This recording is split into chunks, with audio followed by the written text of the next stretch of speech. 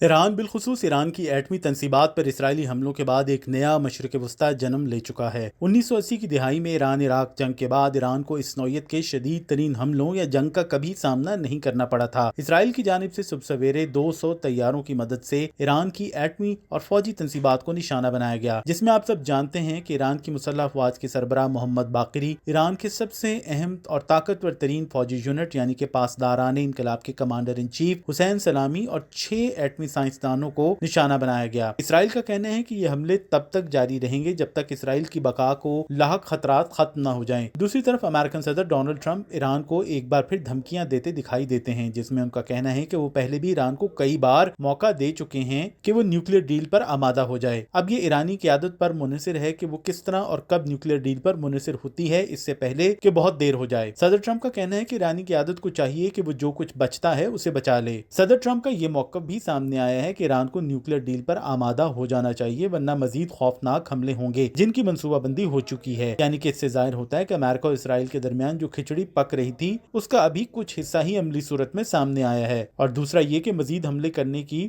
دونوں ملکوں یعنی امریکہ اور اسرائیل کی مکمل تیاری ہے۔ اور ایران تو پہلے ہی الزام لگا چکا ہے کہ مشرق وسطی پر سے ہو کر آنے والے اسرائیلی طیاروں کی راستے میں امریکن ٹینکر سے ری فیولنگ بھی کی گئی، کیونکہ اسرائیل کی جانب سے حملوں کے لیے جن F-35 Lightning stealth fighter jets کی ویڈیو جاری کی گئی ہے اس میں آپ دیکھ سکتے ہیں کہ ان پر ایکسٹرنل فیول ٹینکس موجود نہیں ہیں، جن سے ظاہر ہوتا ہے کہ انہیں راستے میں کہیں نہ کہیں تو ریفیول کیا گیا ہے۔ خیر، ایران کا جو نقصان ہونا تھا وہ ہو چکا، اور شاید اب مزید نقصان بھی ہو۔ ایرانی رجیم نے عقل مندی کی یا بے وقوفی کی یا بہادری کا ثبوت دیا، اس کا تعین تو آنے والا وقت ہی کرے گا۔ فی الحال صورتحال یہ ہے کہ ایران کو بڑے پیمانے پر نقصان اٹھانا پڑا ہے۔ ایک طرف تو اس کے عسکری اثاثے تباہ ہوئے اور دوسرے کے ساتھ ہی اس کی فوجی قیادت اڑ گئی ہے۔ ایران کی ایلیٹ کمانڈو فورس کے کمانڈرز ہوں یا دیگر عسکری قیادت، انہیں صفحہ ہستی سے مٹایا جا چکا ہے۔ دوسری طرف اسرائیلی فوج خبردار کرتی دکھائی دے رہی ہے کہ جنگ طویل بھی ہو سکتی ہے، جس کے لیے اسرائیلی شہریوں کو تیار رہنا چاہیے۔ اس معاملے پر بھی امریکہ اور روس کے کھلم کھلا اختلافات سامنے آ چکے ہیں۔ جہاں امریکہ حسب سابق ہمیشہ کی طرح اسرائیل کو مکمل طور پر سپورٹ کرتا دکھائی دے رہا ہے، وہاں دوسری طرف روس نے